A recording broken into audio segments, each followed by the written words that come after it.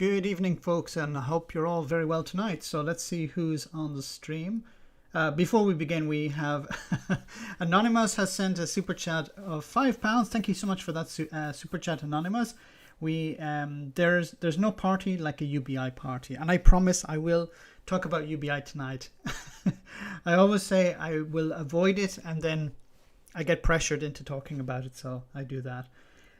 But I have a very nice video on UBI from one of the modern fathers of UBI, so that should be interesting. So I want to say a big thank you to everyone who's come on the stream tonight. Remember, you can support the channel by hitting me with a super chat, and I'll read out your comment like Anonymous, or you can just comment as normal and I'll try and read it out. So let's see who's on the stream tonight. We have Super, great to see you.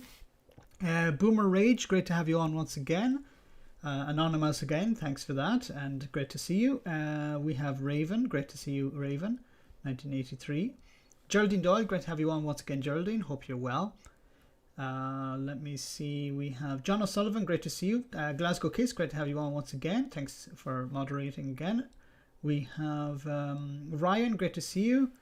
We have Eric, great to have you on. Inconsequential, great to see you. CGM, great to have you on. Killer, did I say hello to Killer? I don't remember, sorry. We have FSM is the dog, great to see you, FSM. And we have another super chat from Valerio. Thank you so much, Valerio. Hi Max, can Sturgeon really win largely now? I think so, yes. I'll get to it later in the stream. Thanks for that super chat. I do think so. I think I'll just comment on it quickly, so just thanks for that. Yeah, I think what's going to happen is actually support has already gone up for the SNP.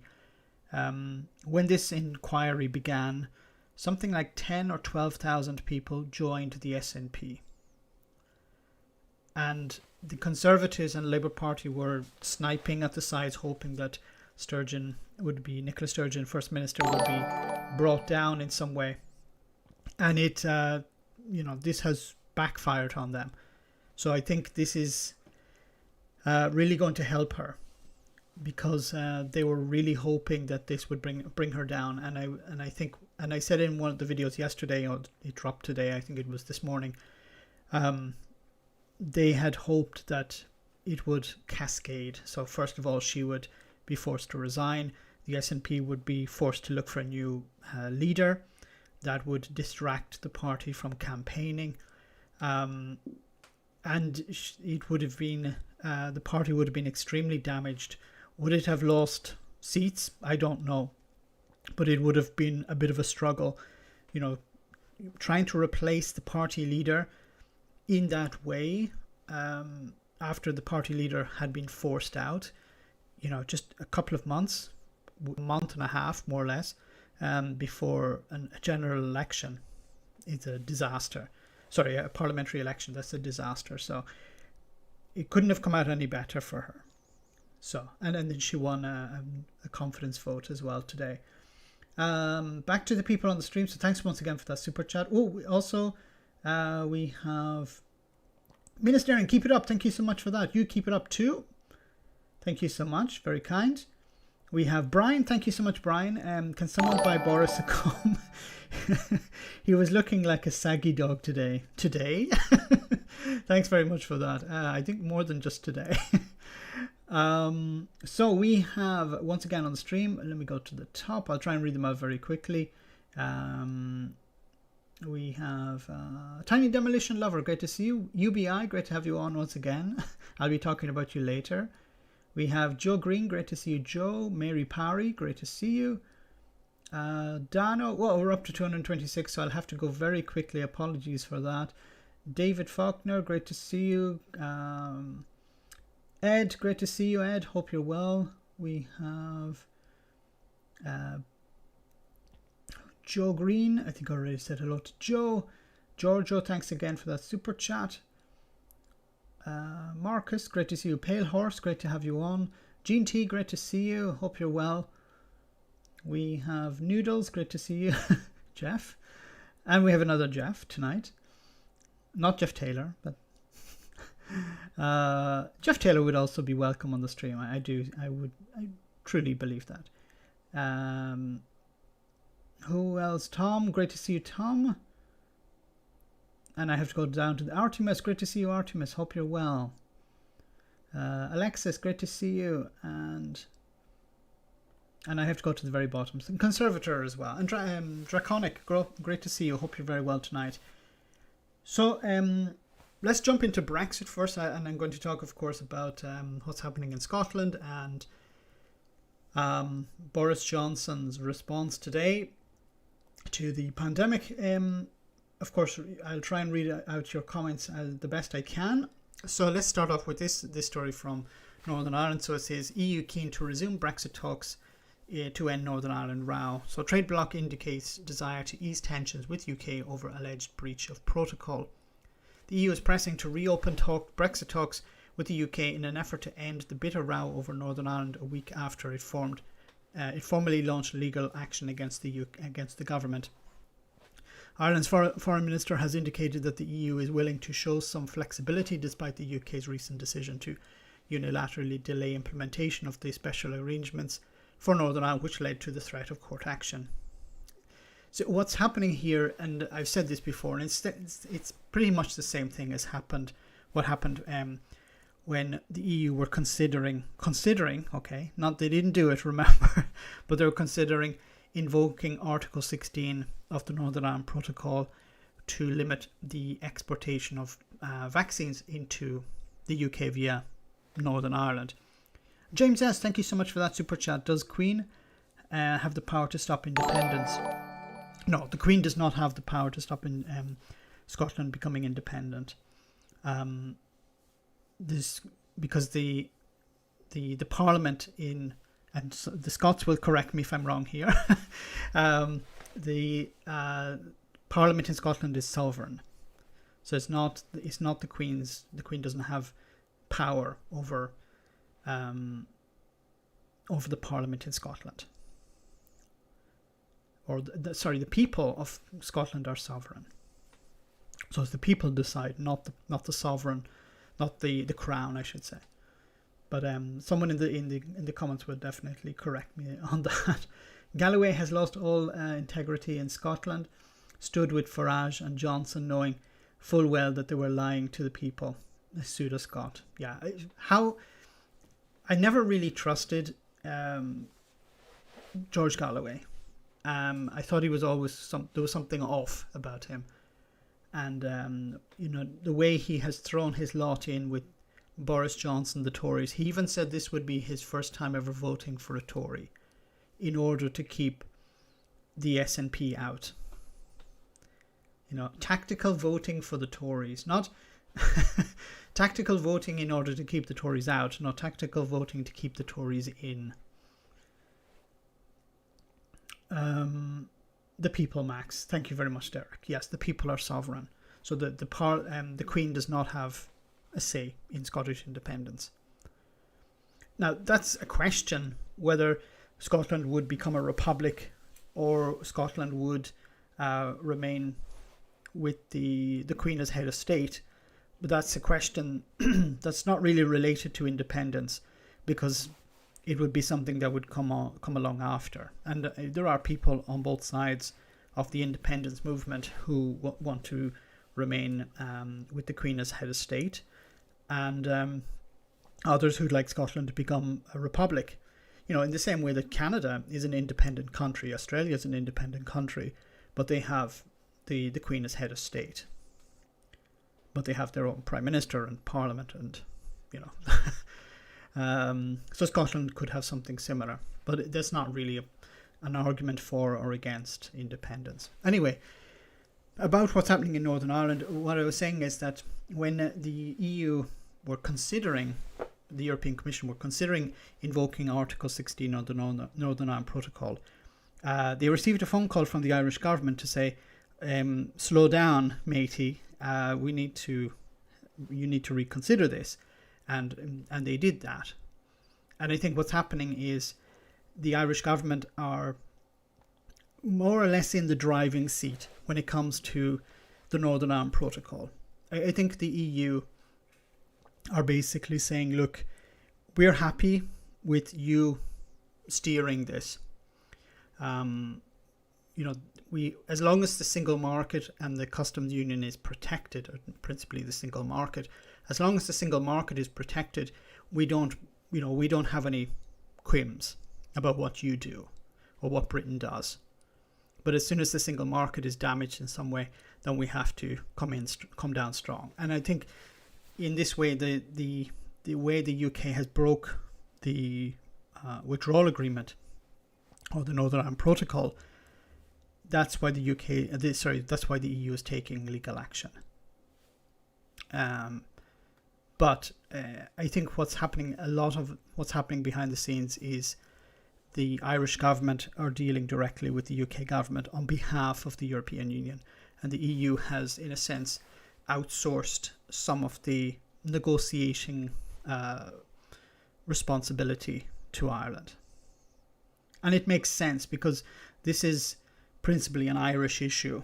Northern Ireland is an Irish problem. No offence to the people in Northern Ireland, but it's it's an issue that affects people in Northern Ireland and in the Republic of Ireland more than it does people in France or in Italy or in Brussels.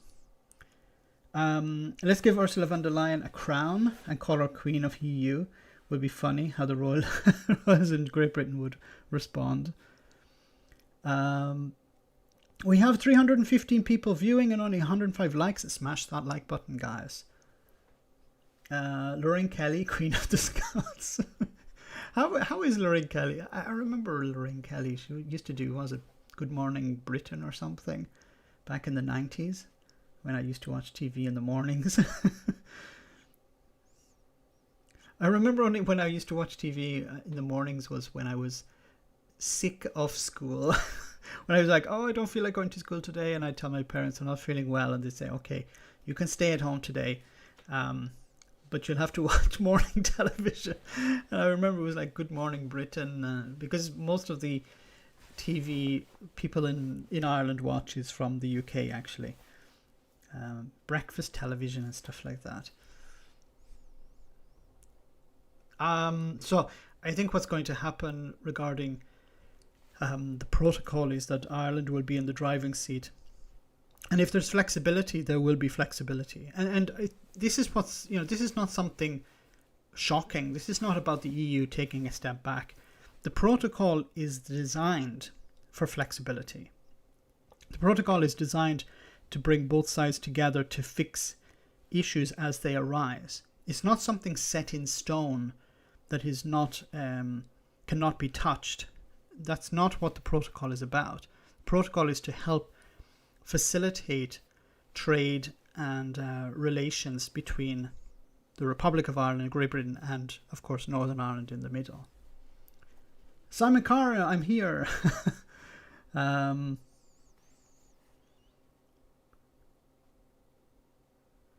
Lorraine didn't get over the Wayfarer scandal. I'm not familiar with the Wayfarer scandal. Lorraine Kelly is still on Good Morning Britain. I swear she gets preserved in a giant Tupperware bed the night before. Well, she looks exactly the same. I haven't seen her. Max, how do you think the Republic of Ireland would vote on Irish reunification? That's an interesting question, GTV. How would Ireland vote? I think at the moment a lot of people are concerned in the Republic in the South about unification. They're worried about it for two main reasons, I think. And there are Irish people on the chat who can correct me. But from my my knowledge of the situation, it seems to be the economic argument. People are worried about, the Republic of Ireland is doing pretty well.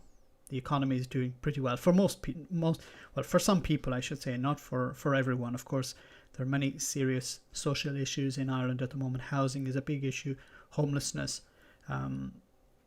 jobs are also an issue as well, and there are serious problems. But in the bigger picture, the Irish economy is doing pretty well, and a lot of people in the Republic would be concerned that if Northern Ireland became part of the Republic, it would be extremely expensive. Now, I think part of that can be put on a shelf because the Republic of Ireland would receive huge amounts of funding from the EU to help the reunification aspect, and also the United States would pump money into the Republic as well, the new Republic. So I don't think that, from an economic point of view, yes, there would be some disruption, but I think it would benefit Ireland in the long term. The short term, there could be some adjustment financially. The bigger problem is political, of course. So what would happen? This is a topic I love talking about. I should actually do a live stream on it, but and get someone on. I'd love to get, my dream would be to have a live stream on this topic with somebody from the nationalist, so the pro-Irish, a pro-Irish community in Northern Ireland, and somebody from the unionist community. Preferably not somebody from the DUP, but somebody, an ordinary person who maybe is a little bit politically active in Northern Ireland on both sides. I'd really like to get that, some discussion on that. I'm not going to spend the whole night talking about that now. That would be a discussion for another time. But I think the political aspect is the bigger problem. How do you bring both sides together? How do the unionist community, people who want to remain part of Britain, how do you keep them happy? How do you stop them from returning to violence? Max, get Leo Varadkar on your stream. Maybe he's free now. He's no longer Taoiseach or Prime Minister. So, UBI time. What's UBI? No, I'll get to UBI, I promise, later. Damn, you guys have no patience. Let me read some of your comments before we move on. Maybe a federal solution for a united Ireland. Well, no, I don't think that would work, because they are very, very different entities, the Republic and the North. It's more it's more a political problem. Not that, see, generally when you're talking about two different countries forming, a federal state or entity, those two want to maintain some sort of independence. In Northern Ireland, there isn't that. There aren't many. There are some, but they're very few. There aren't that many groups that want Northern Ireland to become independent, or some sort of independence for Northern Ireland. That's different from the devolution aspect. But an independent Northern Ireland, very few people want that. Joachim, thank you so much for that super chat. I hope I'm pronouncing your name correctly, Joachim. From Sweden. Great to have. I think you're the very first person who's come on the stream from Sweden. Good morgon. Sorry about that. It's not morning, it's evening. Anyway, thanks so much for the super chat. If Scotland becomes independent, how much of the British fishing waters would be lost? Would the English fishermen actually lose quota catch versus pre-Brexit? This would be a bit like, I think, a transition period like the UK left. When the UK left the EU, thanks again for that super chat. When the UK left the EU, there was a transition period where they, in a sense, negotiated some sort of post-Brexit agreement, and in Scotland it would be something similar, where the Scottish government would negotiate what aspects of what waters would be maintained. I don't know if the SNP actually have mentioned this in the past, but I think it would be something. It's difficult to predict, because you would have to have an independent Scotland first, and then they would negotiate as an independent country on quotas and where the borders regarding fishing waters are. Of course, there are certain standards at the moment, but I don't see how they would be applied post-independent Scotland. No, I think it would come down to an independent Scotland negotiating with the UK. so the UK, what am I saying? Negotiating with Wangland, as Graham Hughes calls it, England and Wales. So whatever is with Westminster. So it would be Scottish government negotiating with Westminster, and it depends on the who's in charge in Westminster, what sort of negotiating team they have. It depends on who's in charge in Scotland. It could be Nicola Sturgeon, it could be someone else. I still believe, some people disagree with me on this, but I believe that the SNP wouldn't last very long after independence, because the different parts of it would split, and they would form new parties. So you would have a Conservative Party, but they're not the Scottish Conservatives of today. There would be other types of Conservatives. There would also be maybe a Scottish Socialist Party or a Scottish Democratic Socialist Party. So you'd have different parties forming after, and it depends on what type of government you'd have. So sorry I'm not able to answer the question very well, because it's sort of crystal ball type of thinking. We have super chat from James. Thank you so much for that. Europe may take advantage of no human rights, UK. I'm not sure what you mean by how the EU would take advantage of no human rights, UK. In regard to, I'm not sure what you mean by in regard to what, James. Richard, thank you so much for that plug. Yeah, UBI help is live. I found a compiler model simulation game. Do check out ubi.help. It's a great website. It's Richard is doing a lot of great work for UBI, and I'd love to promote UBI more on the channel.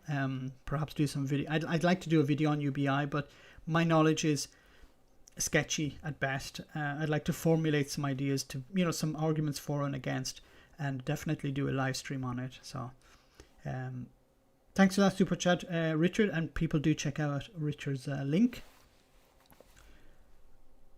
Okay, let's move on about staying with Brexit. Of course, we have data shows collapse of UK food and drink exports post-Brexit. And once again, I talked about this on the channel in one of the videos, but here there's a bit more detail. It says here, whiskey, cheese and chocolate producers have suffered the biggest post-Brexit export losses in the food and drink sector. Now new figures from HMRC have shown. Analysts of the figures by the Food and Drink Federation show that cheese exports in January plummeted from 45 million to 7 million year on year. 7 million. The Edinburgh's People's Front of Scotland. Drums to the bass. No, it's the People's Edinburgh. The Edinburgh's Front of. No, it was the Judeans People's Front and the People's Front of Judea. Okay. Anyway. Ryan, thank you. Chris Ryan, thank you so much for that super chat. I like the idea of UBI, but how would you prevent inflation from nullifying it? There would be some. I will get to UBI in a moment, but there would be some possible inflation, but those who would be setting the UBI could also link it to inflation. So it would be, for example, £1,000 a month or €1,000 a month in Europe. But it would be linked to inflation. So if inflation rises by, say, 3% next year, it would be 1,030 pounds or euros. So it would, of course, I would link it to inflation. Otherwise, it would defeat the purpose of a UBI.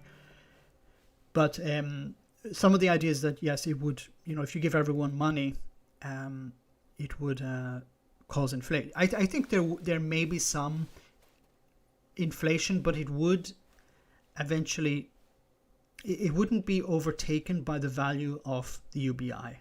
What I mean by that is, you may see, so for example, if the government give me €1,000 tomorrow and everyone in my town €1,000 a month tomorrow, the coffee in the local coffee shop may go up. The price of the coffee in the local coffee shop may go up. But there's also another coffee shop across the road. They know that if they increase the price too much, people will not go there. It's not €1,000 is a lot of money, but it's not enough for, people to say, well, I'm not going to even bother caring about how much the coffee is, because people will, go where the coffee is good or where the coffee is cheap. It's the same way that, millionaires don't generally splash their money around all that much. They like, I remember, I'm going off on a tangent here, but I remember I had a friend who worked at a gym, and he was telling me the worst people to pay their bills were the rich people. Poor people always pay their bills out of embarrassment. But the worst people to pay their gym fees would always let them go late. Or, sorry, I forgot the money, would be the guys who arrive in the Porsches or the Maseratis. So, and also it's something good about rising price and rising coffee prices. That's it. No UBI. No. Slow down. No, there may be some slight inflation, but we don't know if that's the case. It hasn't been fully tested yet. But of course, I think if there's some slight inflation, it would be more, greatly cancelled out by the UBI itself. We have to remember that there is a type of UBI that happened back in 2007 and 2008, where the banks received huge amounts of money from the government, bailed out, and that money wasn't spread out in the economy. It was hoarded. That's what we don't want. That's what we want to get away from. €1,000 a month is not that much. Irish unemployment payments per person are close to that already. That's a valid point to raise about UBI. If somebody's receiving welfare benefits which are higher or near that, it could be a problem into introducing a UBI.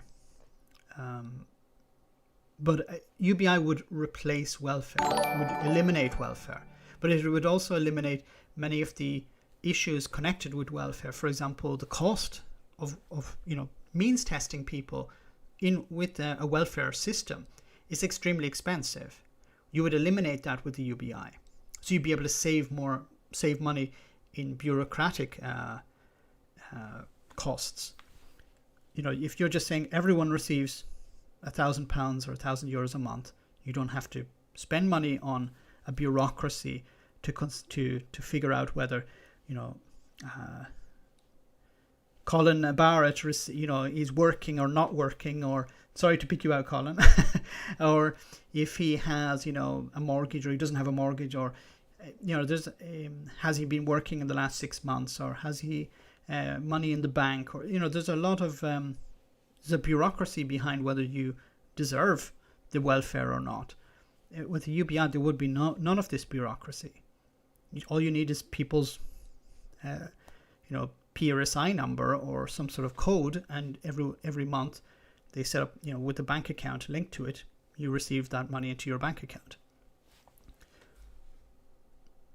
I know it sounds utopian. In a sense it is, but it would. I'm pretty convinced it would work. EU may start a business in UK with less standards. That's actually interesting. Yes, thanks very, very much for that super chat, Jen. And sorry I asked you to clarify. Businesses if there are lower standards in the UK, businesses in the EU can set up in the UK. But the problem is that they won't be able to export to the EU. So you could have some businesses, an Italian company, for example, opening up in the UK, producing, at a lower standard, lower environmental standards, lower workers' rights standards. They could do that, but they wouldn't be able to export anything to the EU because it wouldn't match the standard that the EU are accepting or demanding. So yes, it could happen, but I think it would be extremely limited. But we've got 24,500 people chasing benefit fraud and only 792 chasing tax. Very good point, Pale Horse. Why is UBI not welfare? Because welfare is means tested. Welfare is for people who have some, are out of work or can't get a job or are on some sort of disability. That's what welfare is a safety net. UBI would not be a safety net. It would be for everyone. And, I know the immediate response is, well, what, even rich people would get it? Yes, it would have to be for everyone. Many people respond with saying, but rich people don't need the money. I know they don't. But it's cheaper to give rich people the money and let them do whatever the hell they want with it. Maybe they want to hoard it. Maybe they want to spend it on very expensive coffees. But if they're spending it on very expensive coffees, they're spending the money in the economy. If they're hoarding it, okay, we can't do anything about that. But it's more expensive to check whether this person A is rich or person B is poor. That's the problem. Adding some sort of limit or any sort of check to the UBI adds a cost, and it defeats the purpose of the UBI. I'm not the best person to explain it. There are people who are much better at explaining it than I am. UBI is still a safety net. In a sense, it's more like a foundation. In a sense that, okay, you don't want to hit the ground there. But in a sense, it is a safety net where that, if you want to start a business, and this is a huge, I've been distracted and started talking about UBI when I was meant to be talking about Brexit. But I'll try and be very quick. I will get back to Brexit. The aspect of it being a safety net is that, yes, in a sense, it is because the unknown, thank you so much for that super chat. The rich, the government, and donors stay up all night crying about their profits, while the unfortunate of us stay up crying about the loss of our loved ones. Very well said, the unknown. Yeah, it's about the pandemic where, we've lost so many people because of the pandemic, and members of the Conservative Party are crying about, well, what about businesses? They need to start opening up again.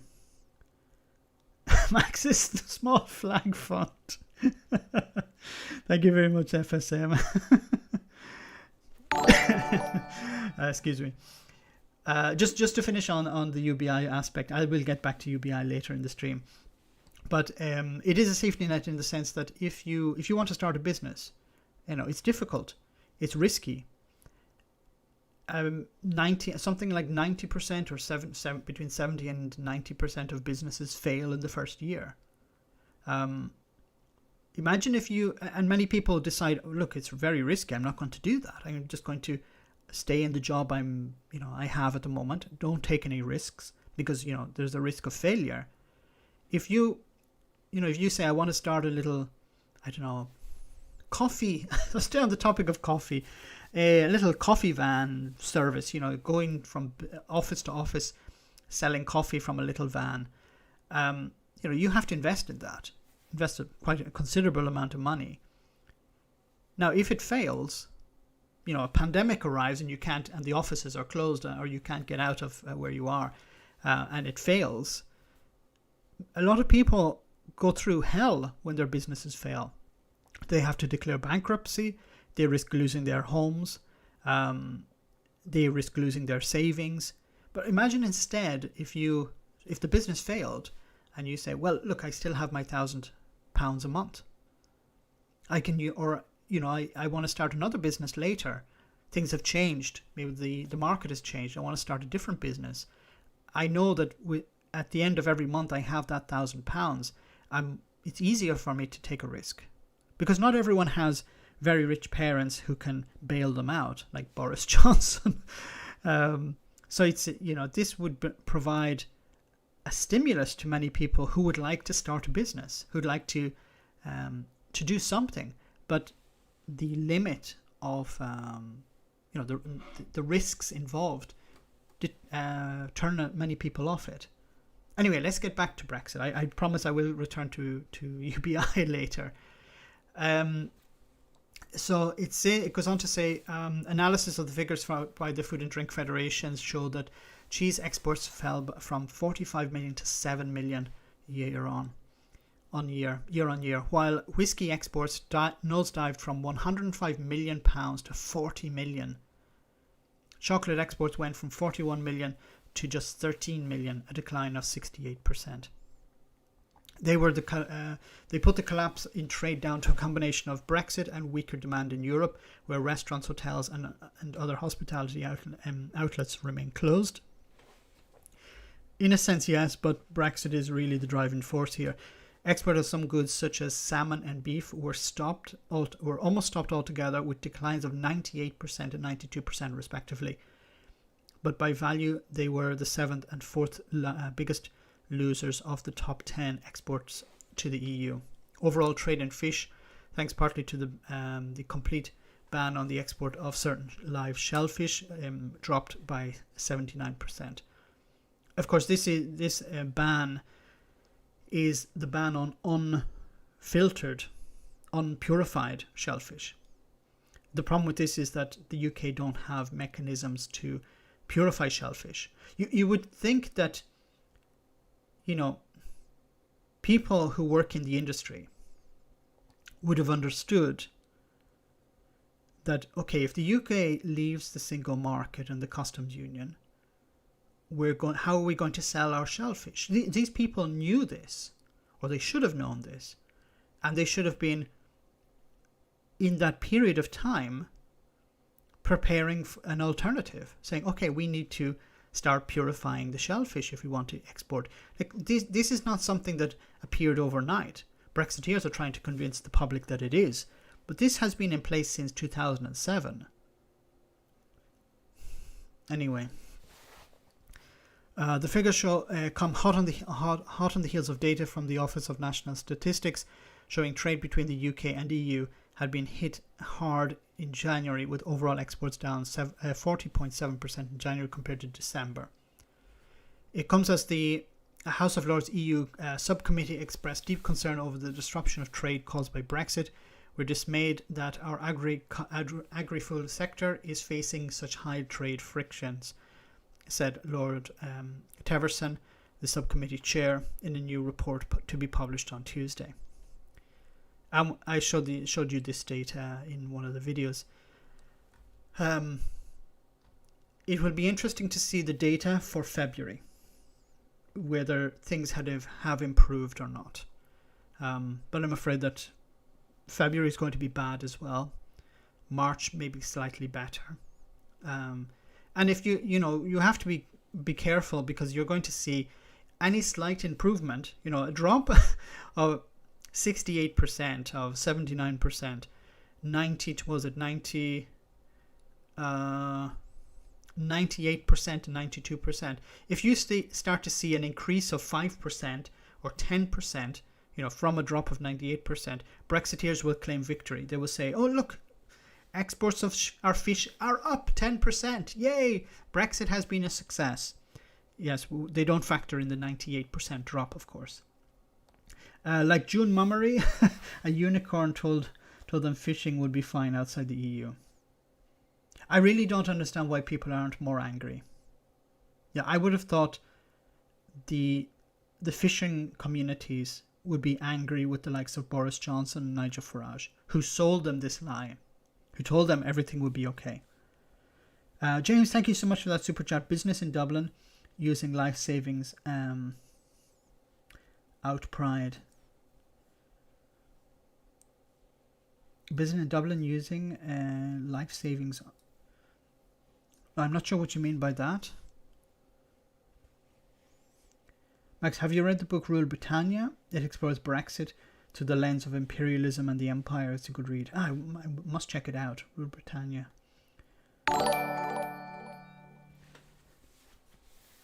I know the businesses in Dublin are doing extremely well because of Brexit, because so many businesses in the UK want to, of course, to maintain links to the European Union, to export, to trade in goods and services, that they're moving a lot of their industry, a lot of their businesses to Dublin, for example, or other parts of the EU. Now, some good or bad news, we'll see. So, EU export ban could delay UK COVID vaccine drive by 2 months. Of course, this is not good news. The good news, perhaps, is that we're going to see both sides working together, hopefully. to resolve the conflict between the EU and the UK at the moment regarding what I see is this is not a UK EU issue. This is a contractual issue between the European Medical Authority and AstraZeneca. This is not a UK European Union problem. It's just the two of them are involved. Oops, my monitor is switching off for some reason. Okay. Britain's COVID vaccine program faces a 2-month delay in the event of an EU export ban, derailing the government's plan to reopen the economy this summer, an analysis for The Guardian reveals. A ban due to be debated by leaders of the EU 27 member states on Thursday would badly stall the UK vaccination effort and would likely to force the government to extend restrictions on people's lives. It would not, however, provide a significant boost to the EU member states' troubled programs,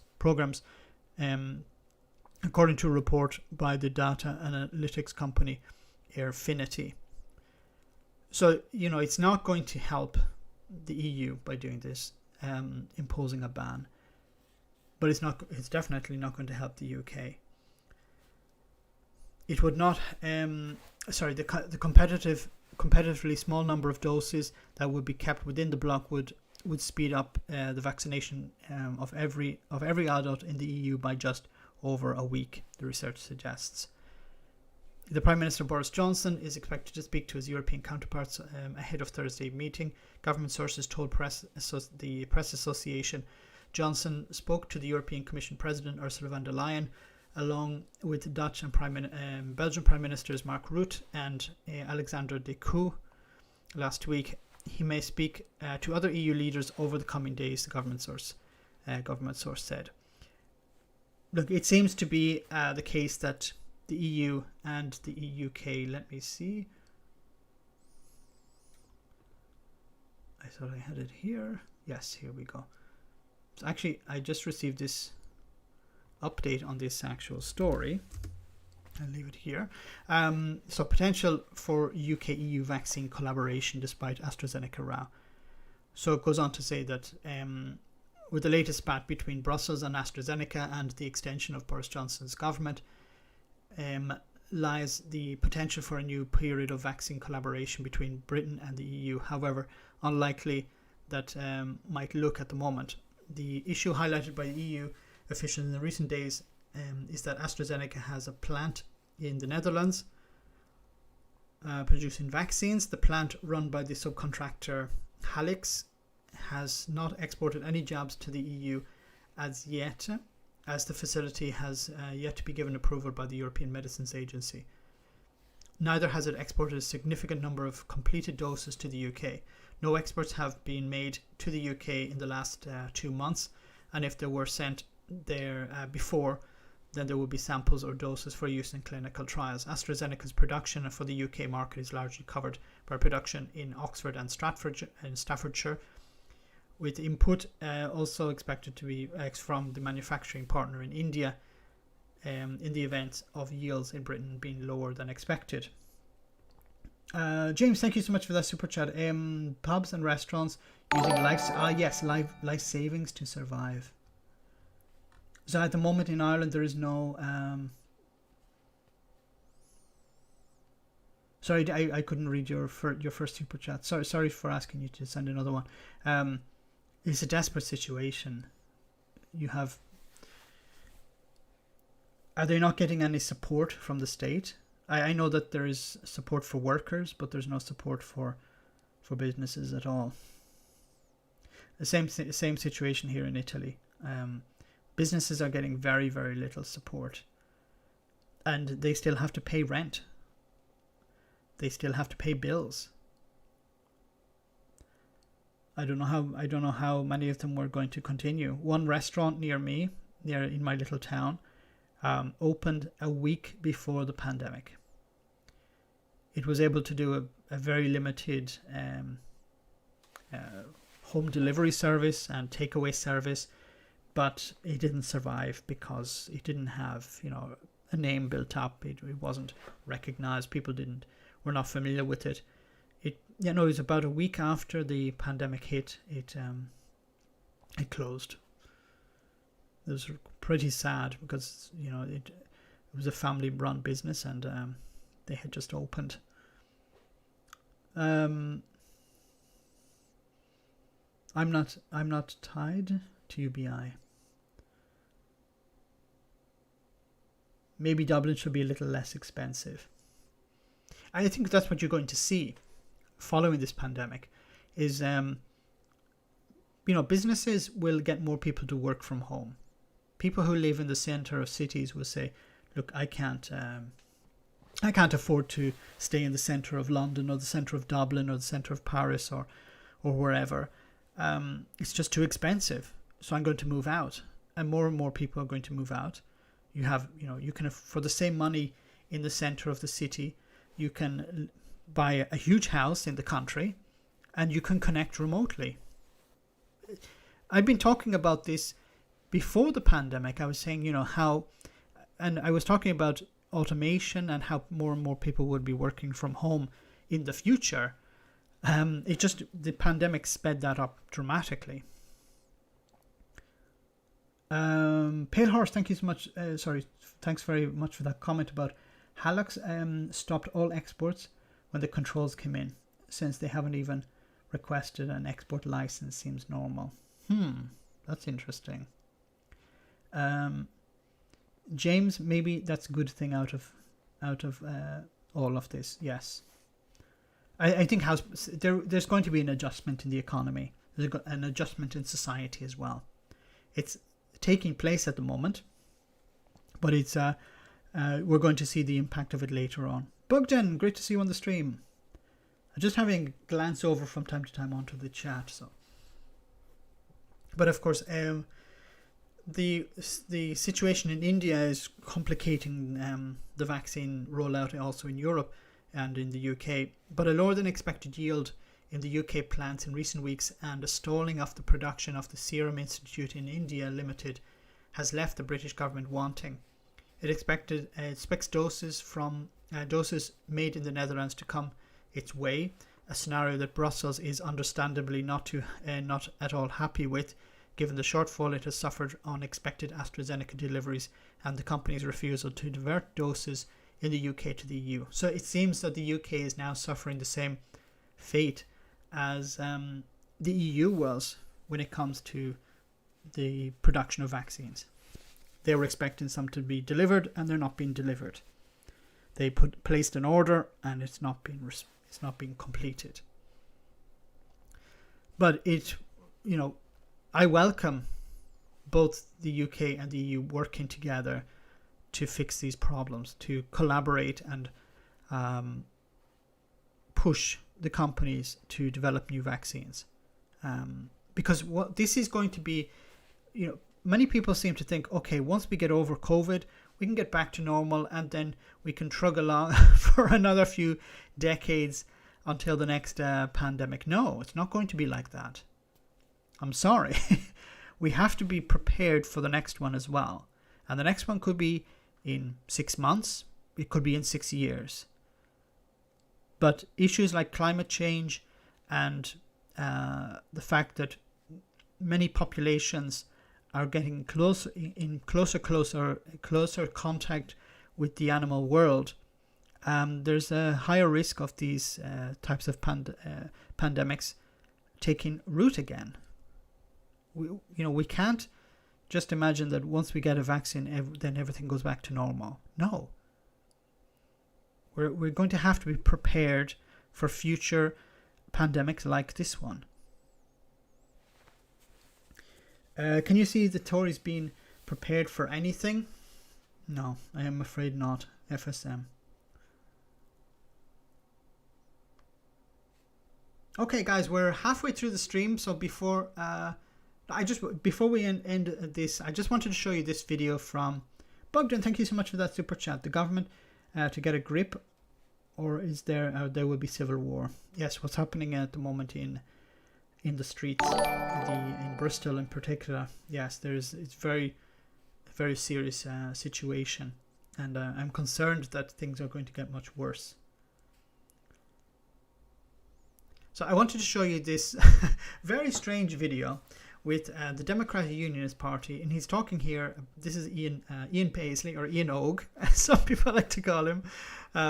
It's not a funny video, but it is a weird video.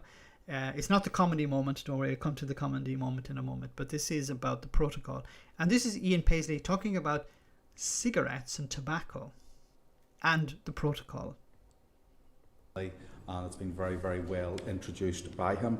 I would refer to my registered interests. I am the chairman of the Gallagher Charitable Trust, which is a job creation skills development charity in my constituency, set up after the last tobacco manufacturing plant sadly closed there some years ago.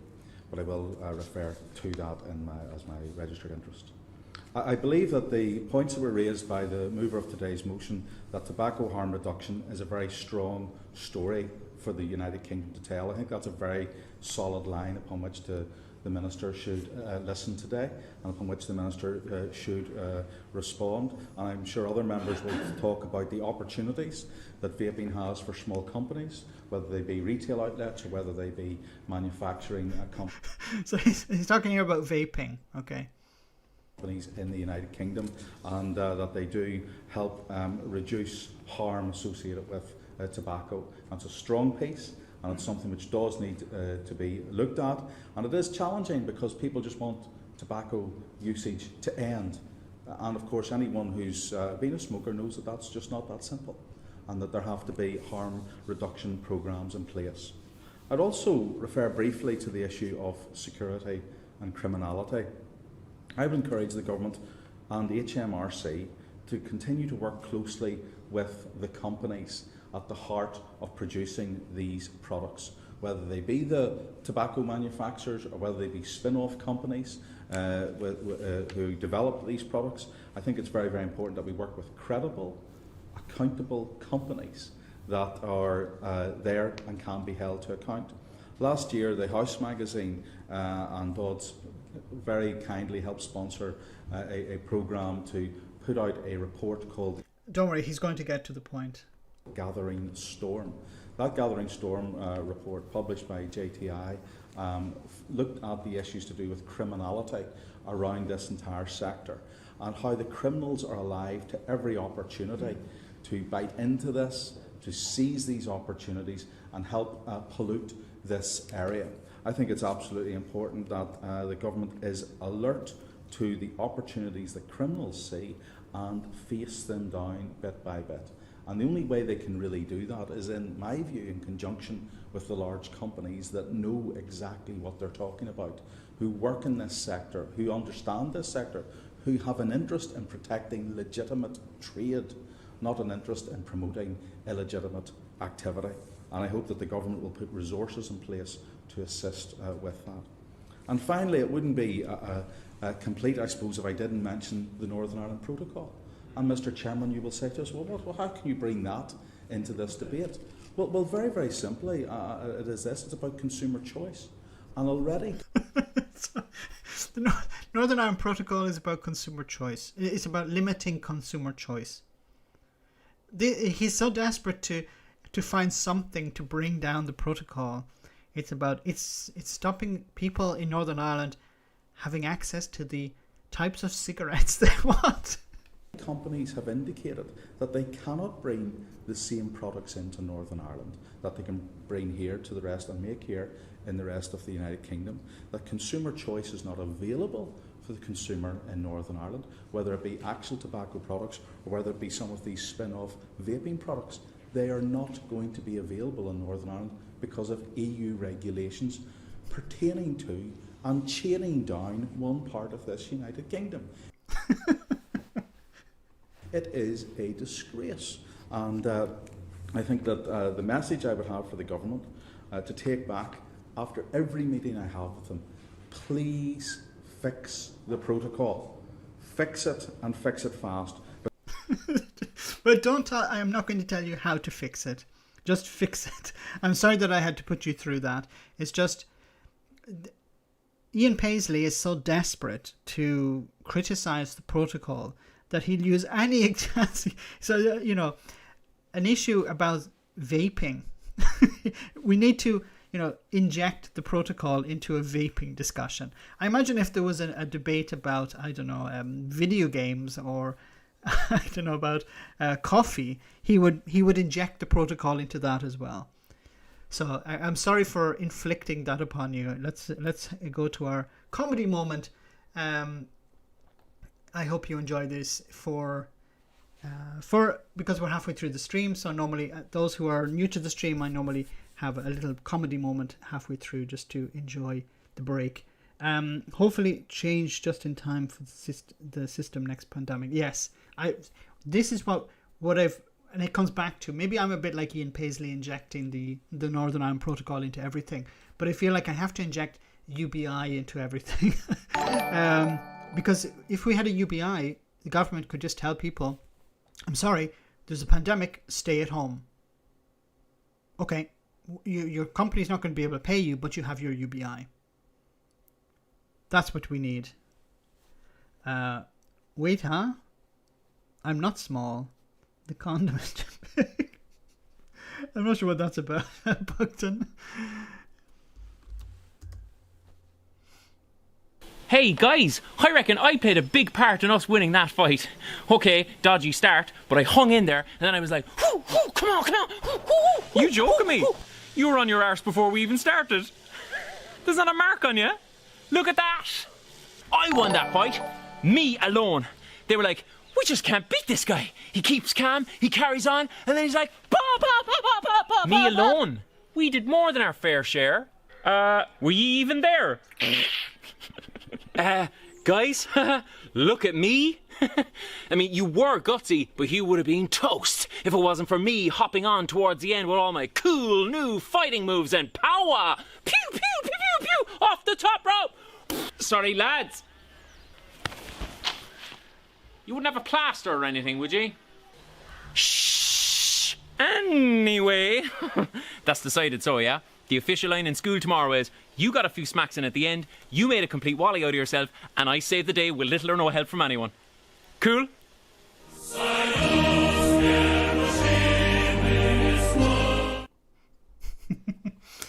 Okay. I hope you enjoyed that. Ian Paisley, a lot quieter than his dad was. I think Ian Paisley was a bit quieter today because he was talking about vaping. I don't know what he put inside the vape, but he was a lot quieter than usual, not just his father. The Cork lad. Yeah, I really like the Cork lad. He's very funny. I will vote for you. The DUP enjoyed lots of donations from Gallagher's tobacco company until it closed. Ah, that explains a lot. My community has been enjoying pineapple and cheddar on sticks for centuries. I think we're having a bit of a debate about Jeremy Corbyn in the chat. Corbyn and his supporters' problem was thinking increasing the membership was the same as winning elections. Yeah. I love the Russian anthem. Just the anthem. That's so conservative. Don't go overboard. I like the music. Who said pineapple? No, Ben. No, I have to ban Ben from this. Okay, so let's move on. So back to the serious business. Boris Johnson admits regret over handling of first COVID wave. So I want to show you this. This is Boris Johnson saying that he wishes many things were done differently. Perhaps like resigning before it all happened would have been a good idea. So let's see this. This is what Boris Johnson said today about his regrets. I certainly think that this is something that we will all remember and be dealing with in different ways for certainly in my case, for as long as I live. It's been an extraordinary moment in our history, and a deeply difficult and distressing period. The single biggest false assumption that we made was about the potential for asymptomatic transmission, and that did govern a lot of policy in the early. I don't believe this. I don't believe that the asymptomatic was the was the legitimate excuse. Oh, we didn't know about asymptomatic transmission. If we look at countries who have dealt with SARS in the past, much better than we have. If we look at, for example, South Korea, if we look at Japan, they have a policy of, for example, social distancing. They have a policy of mask wearing. Also, when there is no pandemic around, people will wear a mask out of common courtesy. If they have a cold, they'll wear a mask to protect others. This was a good policy. It didn't mean it was a silver bullet against the pandemic, but it was a way of society thinking ahead. And if we had looked towards them, I think we could have saved many more lives. Days, or that misunderstanding about the reality of asymptomatic transmission certainly led to real problems that we then really had to work very, very hard to make up ground. But we've been learning the whole time, and we're continuing to learn. Don't expect that. No mention of PPE, no mention of going into a lockdown late, no mention of taking it on the chin, no mention of herd immunity. So no mention of any of those. Just we didn't know if we had known more about asymptomatic transmission, that would have helped. That's a blatant lie. That's what everyone is thinking. Was talking about in February. That was and the long incubation period. Thanks for that, Anonymous. Yes. Everyone was talking about it in February. Boris Johnson was talking about taking it on the chin in March. And of course he missed all those meetings. David, thank you so much for that super chat. I got from Hong Kong. Great to have you on from Hong Kong. I got second BioNTech jab generously exported from the EU. If you consider both doses, the rollout has been faster than the UK thought. Take-up isn't as good. Though take-up isn't as good. I think the NHS are doing an amazing job, and they should be commended continually for that. But we have to remember this is the first vaccine. Thanks for that, David, as well. This is the first jab. It's not the complete vaccination. And Boris Johnson and Matt Hancock are trying to sell it as, look, once we get to a certain percentage of the population receiving the first jab, then we can get back to normal. No. Bogdan, thanks so much for that super chat. Oh, so that's why we needed more nukes? Yes. Asymptomatic, we didn't know enough about asymptomatic transmission. That's why we're buying more nukes. This is going to disappear. Expect that there will be... Sorry, let's hear from Patrick Vance. Very, very hard to make up ground. But, we've been learning the whole time, and we're continuing to learn. Don't expect that this is going to disappear. Expect that there will be recurrences of infections, particularly in winter, and this will become a circulating virus as others have done over thousands of years. And I think this is unfortunately what we have. I think the chances of eradication, true eradication, i.e. zero. We need to have him speaking more and Boris Johnson speaking less. So that, eradication is pretty much zero. Wasn't it Dido Harding said, "Oh, I didn't know it could mutate." We didn't know it could mutate. The head of Test and Trace didn't know the virus could mutate. And now we're seeing, of course, variants all over the world, including the UK. The Kent variant. There's no... Once again, you have politicians talking first and scientists talking second, when it should be the other way around. Are in themselves very close to zero. Much of what's happened in lockdown has the risk of making people who are on the borderlines of deprivation in more difficult economic and other circumstances. And we all know... UBI. That has a massive impact on long-term health implications. So that could have really quite a long-term implications, again, if we don't take it seriously. I suppose the final point I'd make... I just want to respond. Chris Ryan says, we need more flags to fornicate with in order to be caught. There is a true patriot speaking. Finally, somebody who has the tenacity to say it, to say what everybody needs to hear. Learn to live with the virus, a Tory. Is that COVID has shone a light into areas of healthcare. The people who are being affected by COVID now are the same families, the same places, the same people who are affected by so many other diseases. And I think we really need to look at this very seriously, because these, the same people will be suffering from the diseases of smoking, of other diseases of deprivation, and so on.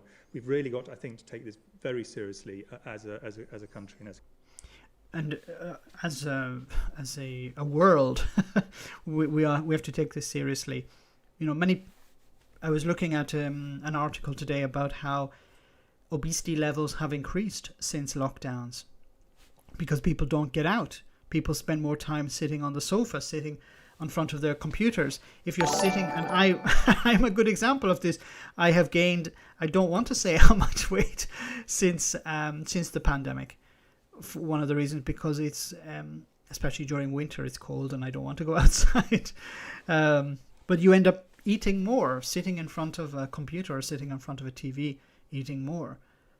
Your routines are completely upended, and these are going to have long-term impacts on healthcare. Final point.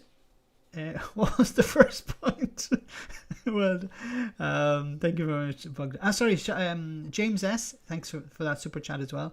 They don't worry if it becomes more deadly in days. No, this is a huge concern. Is that Boris Johnson believes the vaccine is the silver bullet, and it's not, because it will.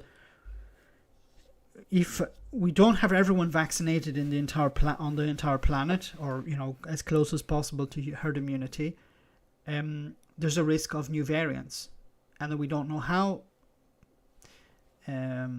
effective the vaccines we have are against new variants, because we haven't tested it against the new variants, and it's likely there will be more and more new variants in the future.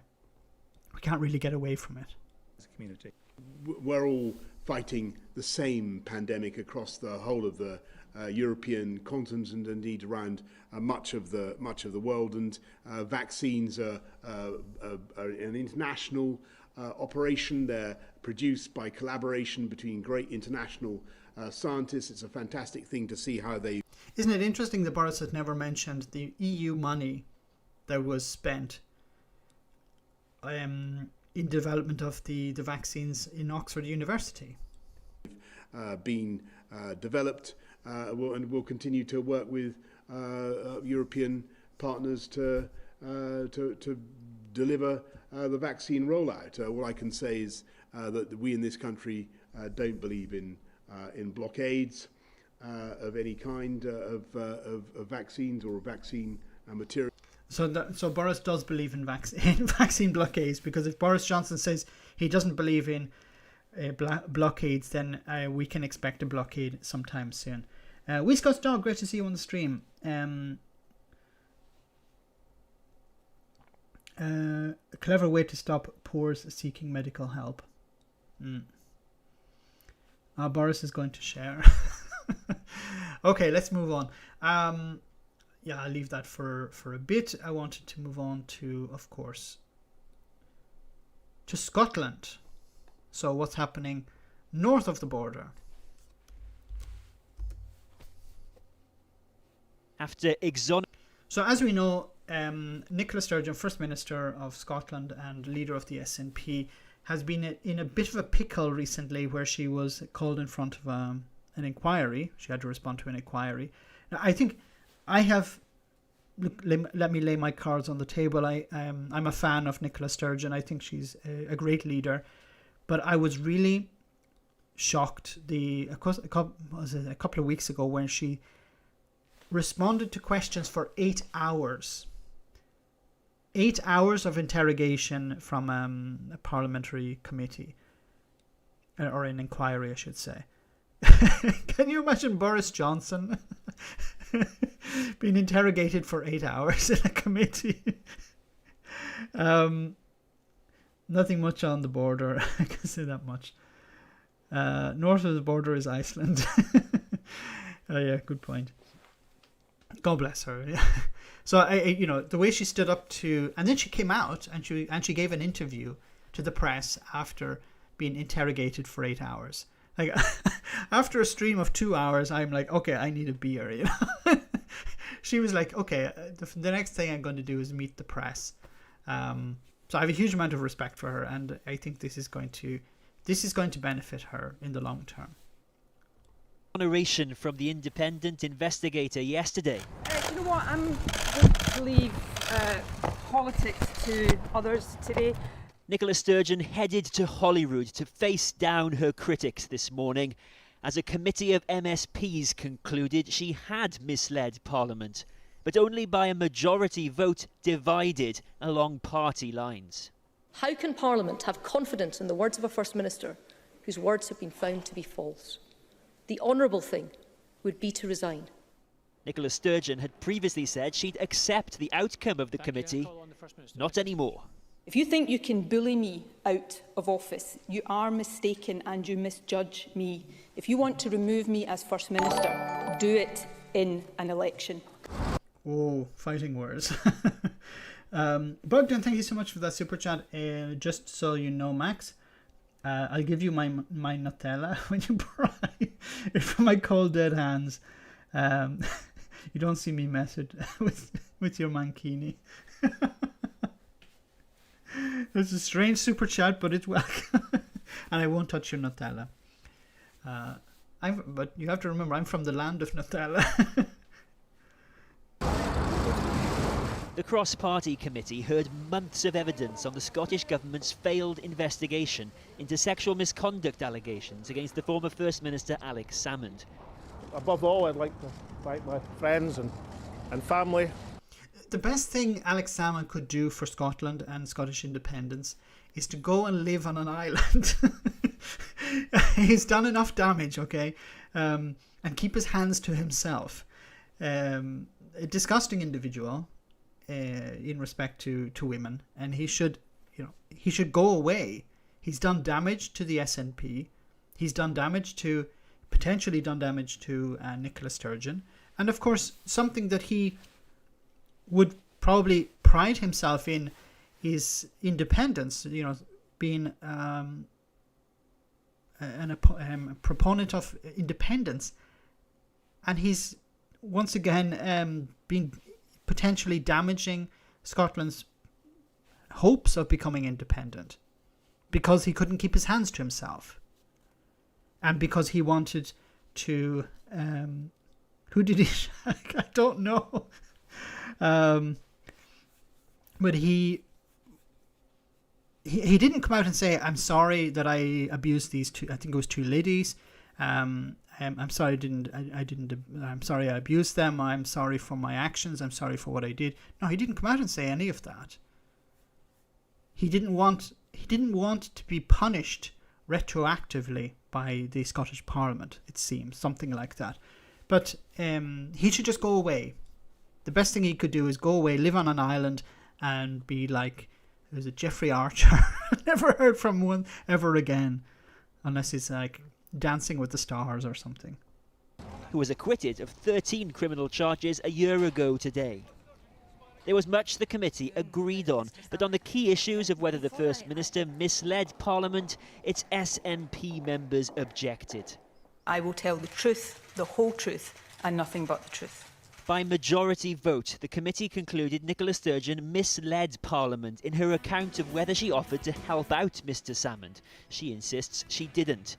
And also by majority vote, they concluded it was hard to believe she didn't know of concerns about Mr Salmond's behaviour earlier than she had let on, which Miss Sturgeon denies. If you're a voter, who are you going to believe? Are you going to believe her political opponents who say she did mislead Parliament, or are you going to believe the independent adjudicator who said she didn't mislead Parliament? I think if you're a voter, you're going to look at this whole sorry affair and conclude that there is something far wrong in the Scottish Government. Now, do you... So this is the guy, let me just show you, bring up his name. Whoops.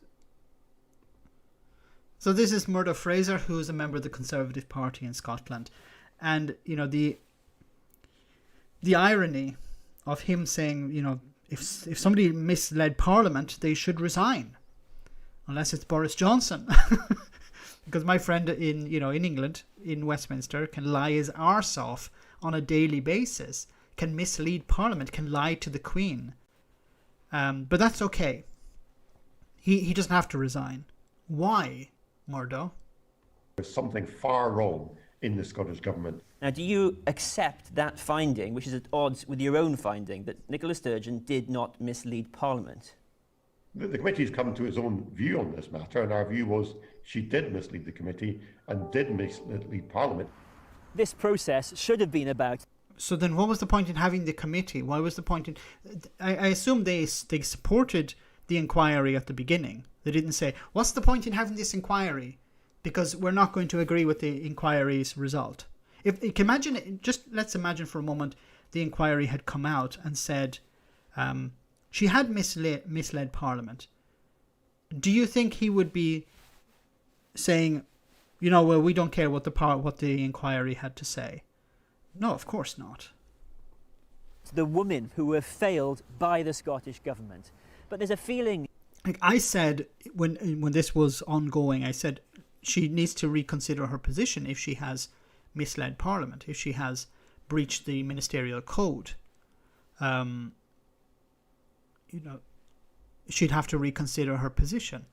I think it would have been extremely damaging to the SNP, and a huge goal, a massive victory for Labour and the Conservatives in Scotland, and maybe even to a certain extent in Westminster, if she had been found to have breached the ministerial code. As I said at the beginning of the stream, she would have been probably forced to leave. Then the SNP would have to find a new leader just weeks before an election. An absolute disaster. And there would have been, of course, the potential that the SNP would not... Their support would collapse. And, not so much that people wouldn't be interested in independence, but people would lose support for the SNP. People may be annoyed about what was happening and not turn up to vote. That's all you need. I think that's what the Conservatives and the Labour Party and the Liberal Democrats were hoping for. That this would tar the SNP to a certain extent, that their supporters would not come out and vote. People would say, this is horrible, I'm tired of all of this.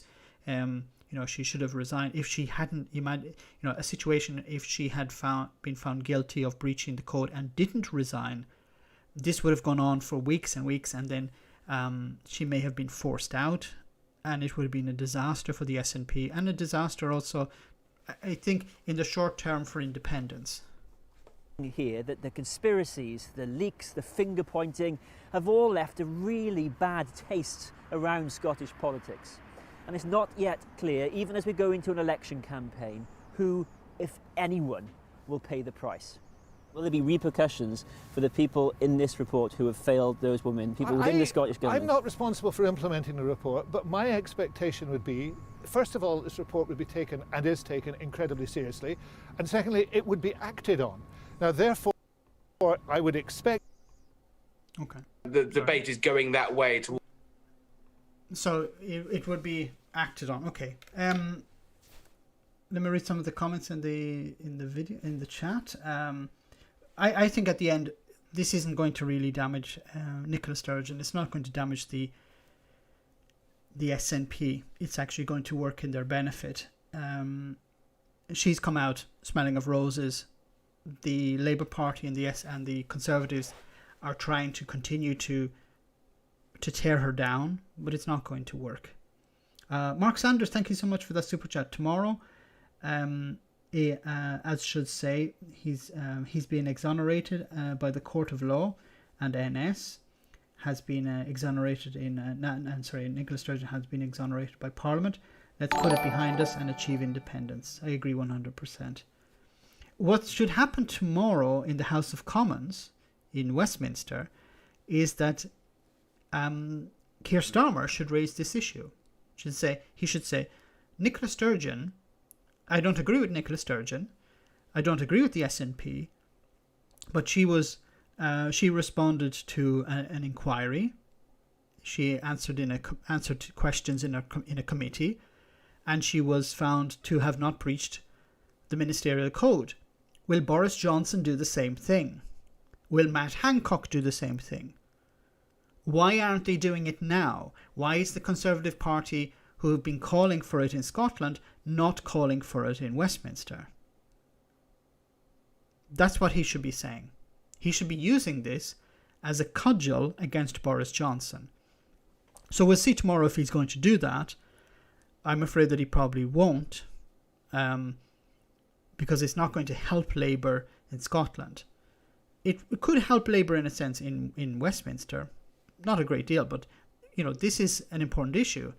If somebody has breached the ministerial code, they should resign, or they should at least reconsider their position. The Labour Party could use this against Boris Johnson and the Conservatives. I'm just afraid that Keir Starmer doesn't really want to attack the Conservatives so much. Hashbury says the SNP membership has grown by 12,000 in the last couple of weeks. Those are massive numbers. Boomer Age, what's this? A sheep, a bee, and an iris. I wonder what that means. Yes, UBI. So I wanted to show you this video from about UBI. I have to get to UBI at some stage, but I just want to do a bit of a tangent on UBI for a moment and then get back to Scotland. But because I get so much pressure about UBI. So this is Andrew Yang, who is, I think he's running for the mayor of New York City, which has been used as a springboard in the past to becoming president. Of course, Andrew Yang ran as a candidate for president in back in 2019 it was, yes, against Bernie Sanders and Joe Biden.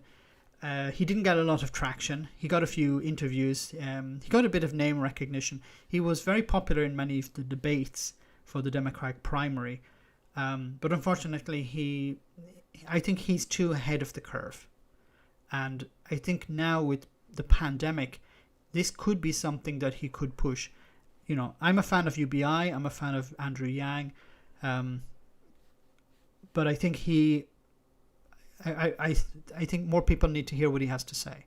On Twitter when they first talked about stimulus plans, as you probably recall. You helped make it happen, Dean. You had me on before it was cool, so I appreciate it. I did. I was very intrigued by UBI. Now, for New York, you're proposing, last I've seen, about 500,000 New Yorkers would get universal basic income. That's about 8% of New Yorkers. Can I ask a question on this? Just one question for clarification. Sure, right. On this UBI, I just read an article recently that says that those people who receive UBI are going to give up more than they receive. How do we respond to that? Well, at the level that I'm proposing this cash relief, Ray, it's not going to interfere with any existing benefits. You're looking at a population in extreme poverty. They're well below any of the thresholds that would, frankly, affect current benefits. And a lot of that population is going to be undocumented.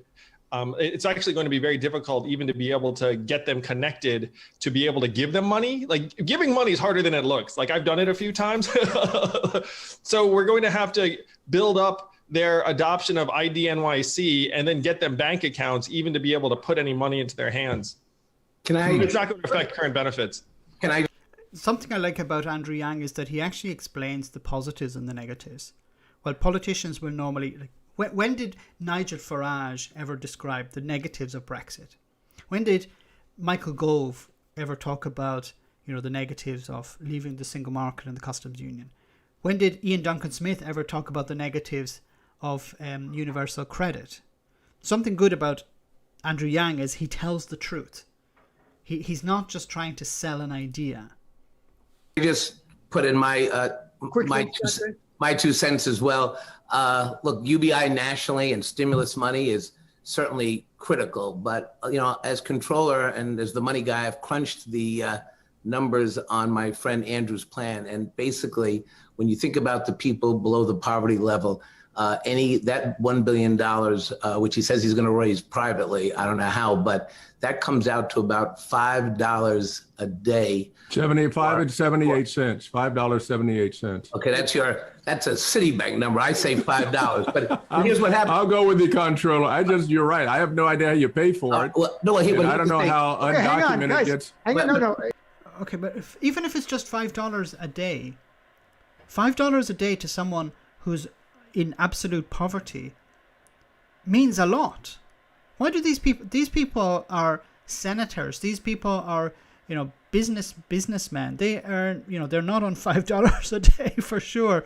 They don't understand what even if it's, I don't know if it's true, but even if it was just $5 a day, we're not talking about the UBI that we're talking about here in New York City would not be $1,000 a month. Okay. He's talking about, hundreds of dollars a month to help people out in absolute poverty. It's not a true UBI, but it's a step towards a UBI. But what's wrong with giving people in absolute poverty money? But your point is a quick question. Let me just finish my point if I can. Sure. It's $5 a day. You can't buy a Subway sandwich special for $5. And poor people don't buy Subway sandwiches, you idiot. They go to the supermarket, they go to Kmart, they go to Walmart, wherever, and they buy bread for like $1. They buy cheese, or they buy ham, or they buy something else to put inside the sandwich, to put inside the bread. $5, if you go to the supermarket, will last you much longer than if you go to a bloody upper class, middle class sandwich bar. He's an idiot. We have to think about is not just the glitz of what it is, but we have to recognize that we have to invest in the things that are going to make fundamental change, like real affordable housing, like real education. Yeah. So do you tell the poor people, we could give you $5 a day tomorrow, or we could build you affordable housing in 25 years' time? Which would you prefer? Opportunities. And I would say that UBI local plan is just not going to get us through a pandemic because it's so little money. It sort of covers up the systemic crisis we have. So it's okay. I agree that it's little money, but his solution is to give them nothing. So we don't want to give them $5. We'd prefer to invest it in something that is long term. Why can't you do both? Why can't you give them some money now and at the same time invest in the future? Financially, and I know this as the city controller. Well, Scott, I would beg to differ from the people that actually, frankly, right now listening to this, where $200, $300 a month would be a game changer. It might be the difference between keeping a roof over their head or not, being able. Thank you, Andrew. To make a choice between feeding their family or not. So it's easy for you to say, oh, like a few $100 a month is trivial, but to hundreds of thousands of New Yorkers, it would be very significant. Actually, it's not hundreds of dollars a month. It actually comes to very little money. It's a big. So Andrew has, or somebody has worked out the mathematics here. So it's $2,000 to $5,000 a year is $166 to $416 a month. Big promise. You don't have a plan to pay for it. And the reality is $5 a day is not the challenge here. We've got to give people a real job. Thank you. See, what you have is you have politicians here trying to sell the old idea. Oh, we need to invest in infrastructure. We need to invest in social housing. We need to build more social housing. Yes, but the people are suffering today. These people are suffering because of politicians in the past saying we need to build more social housing. And that social housing didn't get built. And in some ways, when it was built, there were caveats added to it where, one apartment in every 500 would be social housing. And, the poor people are always kept to the other side of the city. If these are the arguments against UBI, it's extremely disappointing. Thank you very much. I love the robust conversation. Amna? This is a little different than we're used to, so it's fun. We welcome it. We welcome it. We want to be able to show the voters out there where you guys are alike, where you are different. That's how they're going to make their decisions. But I do want to move on to another topic. Andrew Yang, I'd love to bring you in here. One of the things we want to make sure people walk away. Okay, now they're starting to talk about housing, which it's interesting to hear what Andrew Yang has to say about it, but this is more about UBI. I've said before, some people will say £1,000 a month is not a lot. If you live in the city of London, if the centre of London or the centre of Milan or centre of Paris or wherever, $1,000 in the centre of New York is not a lot. But it depends on, for some people, as Andrew Yang has said, it's the difference between having a roof over your head and not. And it's the security and peace of mind that it brings as well. So as it said, between $200 and $400 a month. If people know I have that money guaranteed, whether I work or not, it allows them, it helps their mental health at the same time. Those of us who've gone through, the situation where you look at the bank account and you see that it's in the red, and you're saying, can I put petrol in the car? Can I pay the bills this month? Do I have to borrow money from friends or family until I get paid? They understand the idea of guaranteed money every month. It's not so much the quantity, it's the guarantee that is the most important thing about UBI. Make it 3, who cares? I don't know what that's about. That's $1,680 a year. Salmon was allegedly pals with Fred Goodwin, the banker. Why not $2,000 a month and some extra if you have kids? Make it 3, who cares?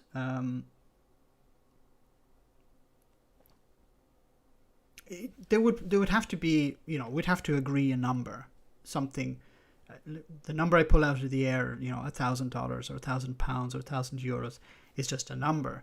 It could be more than that, it could be less than that, but it would be something we would understand is, what do people need to live? What is the median of what ordinary citizens need to survive? And double that, so that they can live a reasonably comfortable. It's not about ending, putting people in a position where they don't have to work anymore. As I've said in the past, in some cases, because of automation, because of the pandemic, because of robotics, new technologies, many jobs are going away. And what's the alternative? To have people sit at home with nothing? Sitting in your home looking for a job, but these jobs don't exist? And what do you want people to do instead? To go, well, I have nothing, and I have nothing to lose, so I might as well go out and cause some trouble. This is a great way of keeping a lid on social unrest. Because if people have something, then they'll invest it in something and be afraid to lose it. What's the reputation of Goodwin stores in the USA? I'm not sure. Cloudy MacLeod UBI could implement without extra money. I'm not sure what that's about.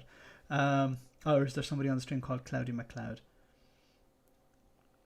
There are different ways we could use to pay for it. For example, I was thinking transaction tax is a good way. For example, we're buying more and more online.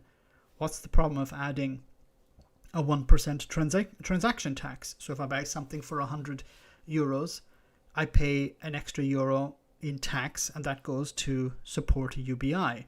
If I buy something for 1,000 or 100,000, all of our most of our business, most of our purchases are done online, and a 1% extra tax isn't going to make a big difference to most people. And if you're buying something for 100,000 euros or pounds, and you have to pay an extra 1%, I think because of the quantity of money you're spending, 1% isn't going to make that much of a difference. Sugar-free, thanks for coming on the stream tonight. Those in power do not want the powerless to have power. That is the biggest problem with the UBI, is that the people in power don't want it. They want people to be powerless. They want people to be desperate, because if you're desperate, then you'll do what you're told. You imagine, if everyone had a UBI and people were comfortable, they'd be less likely to, in some ways they'd be less likely to rebel, but in other ways they'd be more likely to rebel, because they'd have time to say, I'm going to go to a protest. The government aren't treating this group of people correctly. I'm going to protest about it. But if you have to work 3 jobs, you don't have time to protest. You don't have time to get politically active, involved in situations. They want others too. If Rees-Mogg paid his taxes, it would go a long way to help, yes. How much does Jacob Rees-Mogg? He's worth between 40 and 100 million pounds. So the people who are telling you that UBI is a bad idea are people who already have lots of money, people who don't need it. You don't hear people who are in extreme poverty saying, no, we don't need to spend $5 a day on poor people. You don't hear those people. Why is it we only listen to the people who are not going to be affected by it, who are not going to benefit from it? We never hear from the people who would actually benefit from it. Isn't that interesting? The media will speak to, okay, this was a political debate, but when they're talking about UBI, they don't ask people in poverty, would you be happy with the UBI?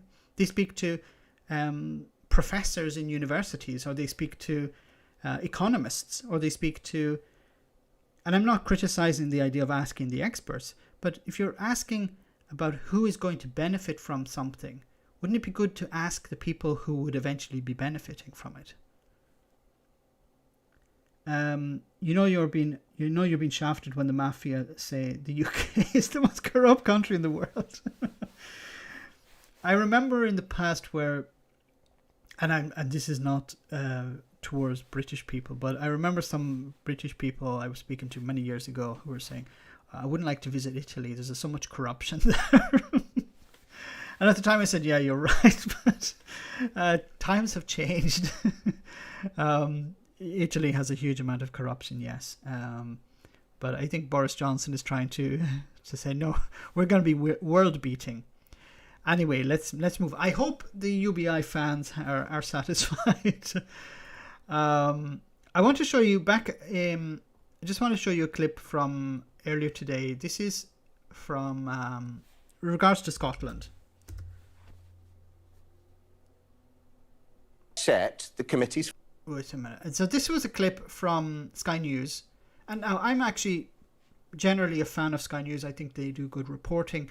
But they were interviewing Ian Blackford from the SNP, the leader of the SNP in the House of Commons. And Ian was not very happy with this interview because the journalist, I don't know, I forget what his name is. He's actually from Scotland as well. He had said something before the interview, and Ian had overheard what it was. Do you accept the committee's findings that the First Minister of Scotland misled Parliament? It's pretty straightforward. I can see what you're trying to do, and of course I did hear you speaking to your studio as I was waiting to come on that you were going to give me a kick-in, so it's quite clear what's happening here. The fact no, that's not what I said. The First Minister has been cleared of the allegations that have been made by James Hamilton, and the report of the committee makes it clear that it's the job of the Hamilton report to make judgments on whether or not the First Minister has lied to Parliament and breached the ministerial code, and demonstrably she has not done so. So you were going to give him a kicking. It is a bit disappointing that the media in England in particular is so anti-SNP, anti-Scottish independence as well. Try to be, I would prefer them to be a bit more neutral and say, look, this is, in a way they should have been when it came to Brexit, instead of most of the media was pretty much pro-Brexit. The BBC in particular was rolling out Nigel Farage on a daily basis to talk about Brexit and how Brexit will be a success. Now, Nigel Farage is strangely hidden away. He doesn't show his nose. He doesn't show his nose in public at all. Why, his face in public, I should say. He doesn't stick his nose outside the door at all. 3 months into his life's achievement, and he's extremely quiet about it. Now, he did release a video today or yesterday about the vaccine and how the EU is evil because it's going to block the exportation of vaccines, because it's something he could hit the EU with. But he hasn't mentioned anything about fishing or how about exports, or the massive drop in exports to the EU or to the situation in Northern Ireland. He hasn't mentioned any of that. Isn't it strange? Cloudy MacLeod, okay. Is there someone on the stream? Oh, Cloudy MacLeod, okay. Queen Nicola, the first of Scotland. But I don't think they want. They some of them would prefer to have Elizabeth as head of state.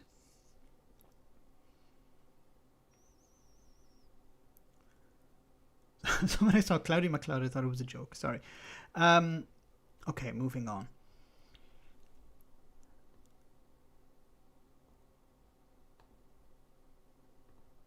Now, this is an issue I had difficulty responding to because of who I am. So a couple of days ago, day before yesterday, there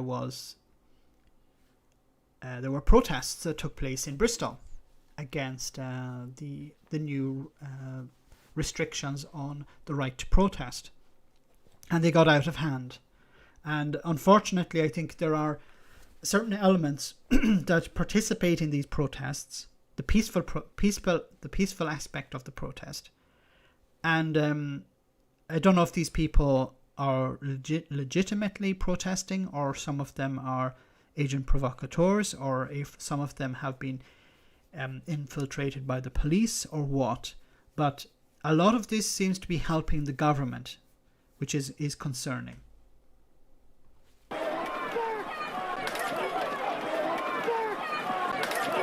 Bristol yesterday evening, and around 50 police officers struggle against a crowd now several hundred strong. One man launches at them with a seized police baton.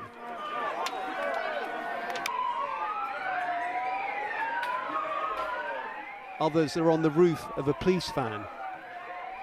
While it reverses, another burns.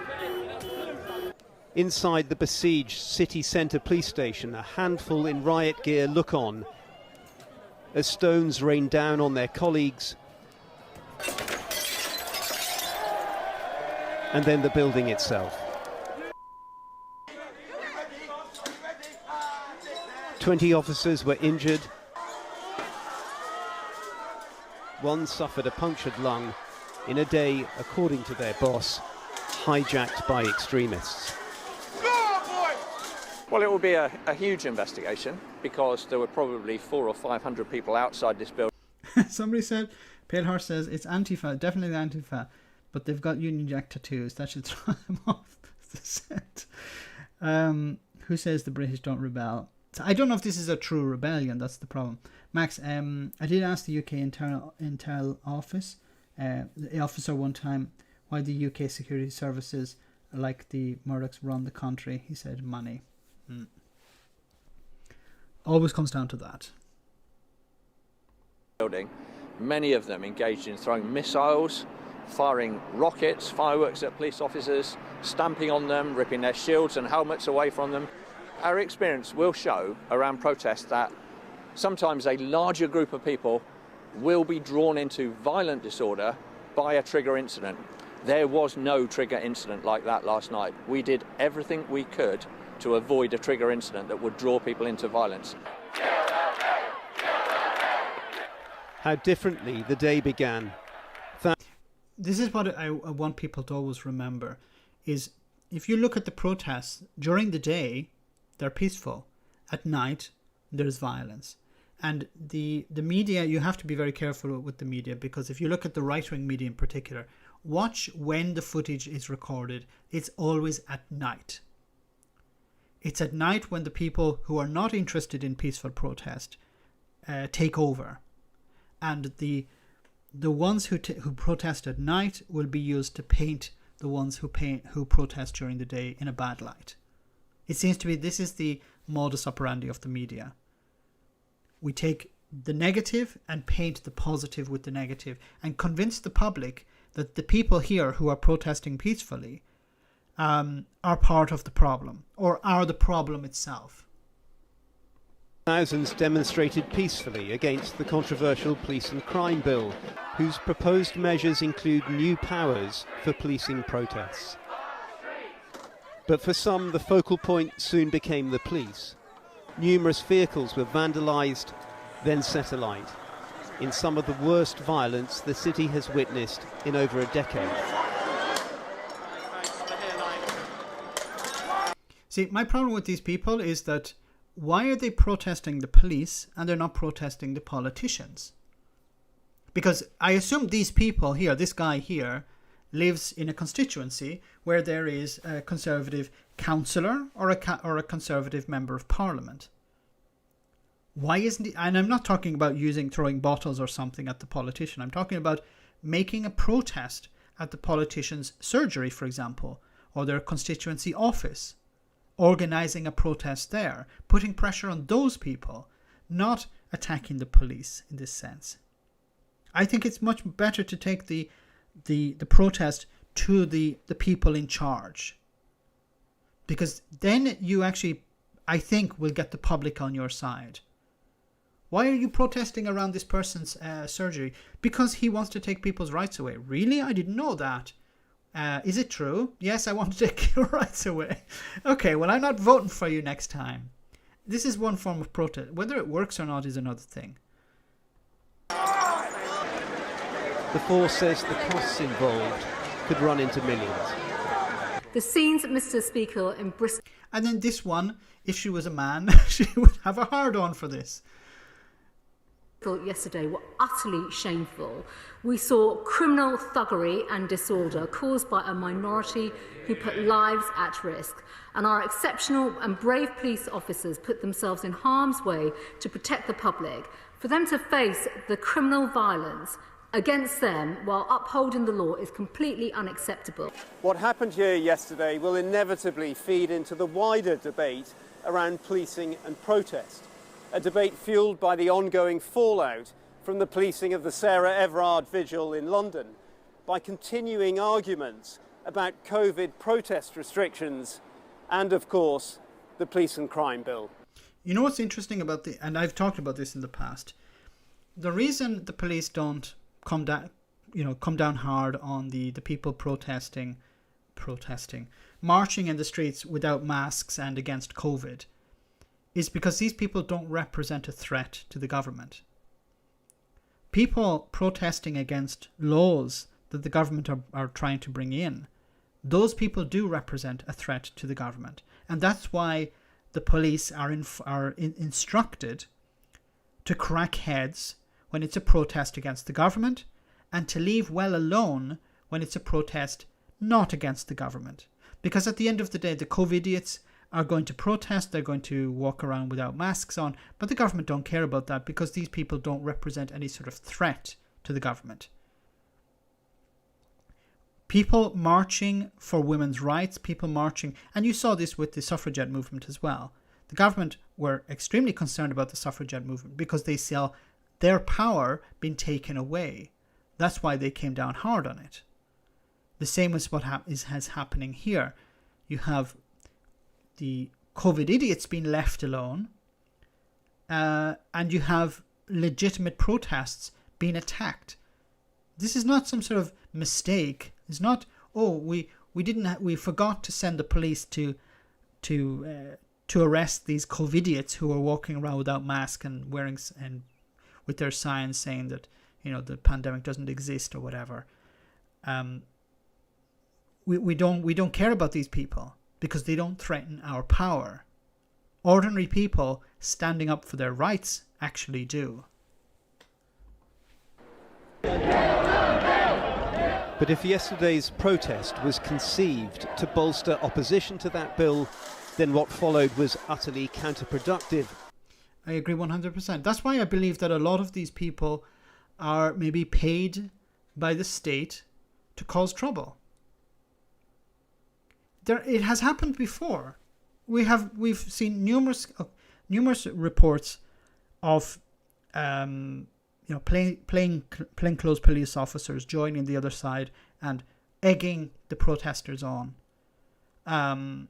Members of the police themselves on one side of the barricade and the police on the other side as well. This has happened before. It's going to happen again in the future. The government want this to happen so they can turn around and say, look, see, these people don't deserve any rights. We should take them away, take everyone's rights away because of these idiots. Said an irate Bristol mayor today. Well, that wasn't protest, was it? That was just violence. I think that was people indulging their fantasy of being revolutionaries by attacking symbols of the state. And what they've done has nothing to do with opposing the bill. In fact, their actions will be used as evidence by supporters of the bill to argue for the need for the bill. There was criticism in the crowd yesterday of police tactics, including the use of dogs. Others will wonder why they at times looked so under-resourced.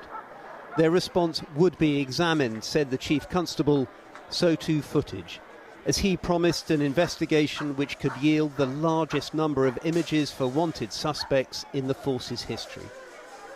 As for the backdrop of ongoing challenges, policing, he warned, could face a very difficult time in the weeks to come. And then you have Boris Johnson and the Tories who are cutting police officers, numbers of the police. So they're making it more and more difficult. And what is the objective? Privatization.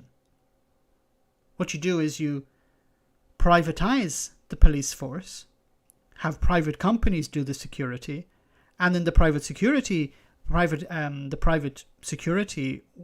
have the same rules of engagement that the police have. The police are generally instructed and trained to de-escalate.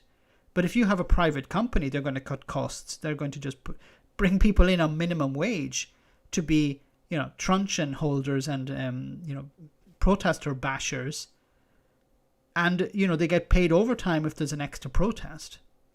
So that's what they want to actually take part in these things. This is the problem. This is the end goal here. Defund the police, and in the same way defund the NHS. Defund where possible, outsource it to private companies, and then take a cut when the profits roll in. It's always been the case. Just call them mercenaries. Yes, mercenaries. It really opened my eyes in the war in Iraq back in 2003, when you had private contractors who were, going in along with the soldiers into Iraq, the US Army.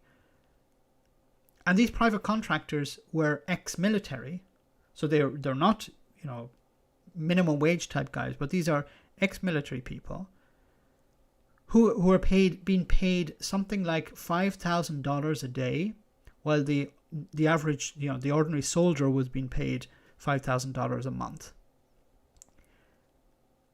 And of course, their responsibility was at the beginning security around buildings, museums, even.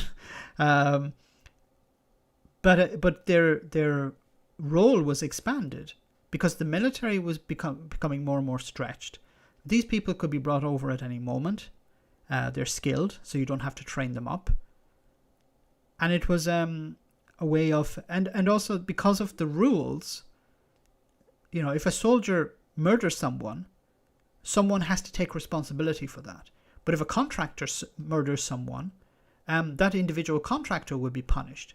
The company will wash their hands of it, and the government who hired that company, the administrator, the politician, the people at the top, will not be punished because it's something separate.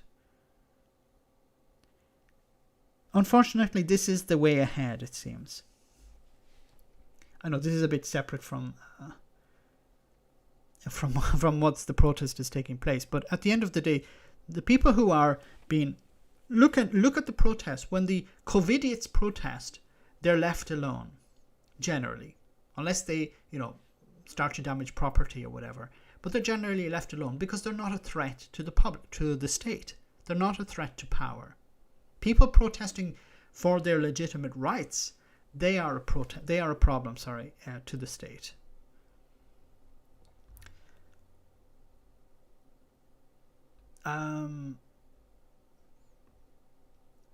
Almost at the end of the stream, guys, so I just want to read this one last story, and then we'll have our funny video for tonight.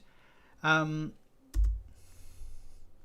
says here, the UK government urged to avoid fourth COVID lockdown after 67,000 retail jobs lost. So let's hope that there isn't another lockdown. Here in Europe, cases are rising all the time, which is concerning, and we're going to see at the moment here where I live in Italy, we're under a sort of lockdown. We're in a red zone, so it means we can't leave our towns without a certification. And if the cases continue to rise, you're going to see more cases appearing in Britain, unless Boris Johnson locks down. He doesn't, unless he closes the border, but he doesn't seem interested in closing the border. So it says here, if there's regarding another lockdown, retailers have called on the government to take all necessary precautions to prevent a fourth lockdown after 67,000 retail jobs were lost in the past year. The industry, which still employs more than 3 million people, according to the latest data from the ONS, warned that further job losses would be on the way if shops were forced to remain closed beyond the 12th of April. The British Retail Consortium, which represents hundreds of retail groups from major supermarkets to independent fashion chains, said there were now 600,000 retail workers on furlough, up 200,000 since December, suggesting further jobs were at risk. Andy, thank you so much for that super chat. There's footage of agent provocateurs during the George Floyd protest with hammers smashing shop windows. Some being held back by real protesters. Sick. Yes, I remember there was an image of a guy in a black coat, a white guy in a black coat, at one of the Black Lives Matters protests, walking around with a hammer. Maybe that's the same guy you're talking about. And it turned out he was I don't know if he was a police officer or he was somebody working for some state entity. I don't remember. Maybe it was even the FBI. I don't know. But it turned out that he was not part of the protest, but he was he's trying to convince members of the members of the group who are protesting to engage in violence, so that it can be sold to the public as, look at these terrible people. It's happened before. It's going to happen again in the future. Henry Dickinson, the chief executive of the BRC, said the situation was likely to get worse if the third lockdown wears on.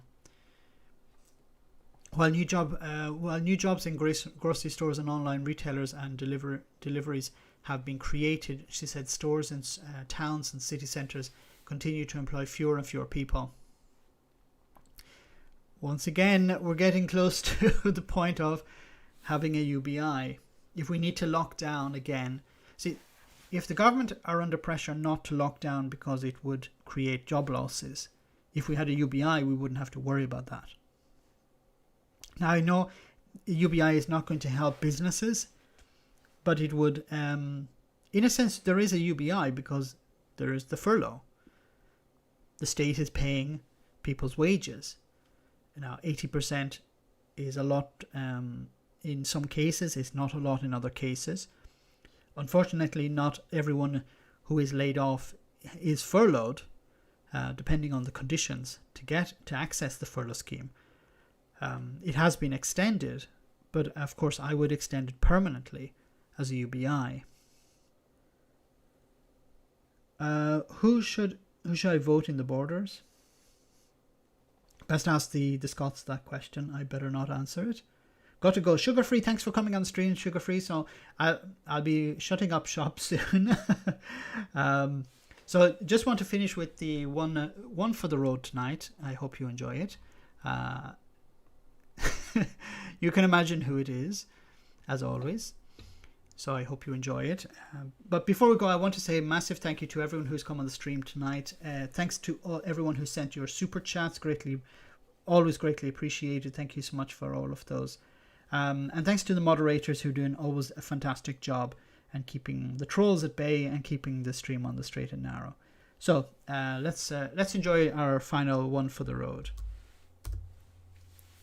Well, it's been one of the weeks where absolutely nothing's happened, and I hate when I have to get up here and have nothing to say, but there has been a couple of dramas. The first one obviously being everybody wanting to know, Nicola, who is cutting your hair. Well, I'll let you into the secret. It's my Peter with a wee pair of nail scissors. He's been attacking the back of my head and the top of my head, and I'll tell you right now for nothing, it's been absolutely terrifying. And of course, we've got so much to celebrate. Nicola, what are you celebrating? Well, I'm celebrating Lawrence Chaney winning RuPaul's Drag Race for Scotland. What a belter that was.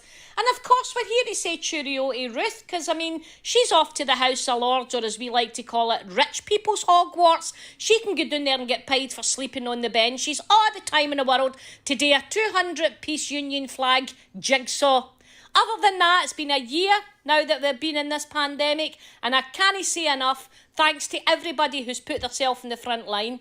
Other than that, no a lot's been happening this week. Oh, aye, I burnt a flan in the oven. If you's on it to know, that's where the police was at my door. I burnt a flan and the fire brigade turned up. So it's been a quiet week all round. Look after each other. Frank, get the door. Well, it's been... It was a quiet week all around.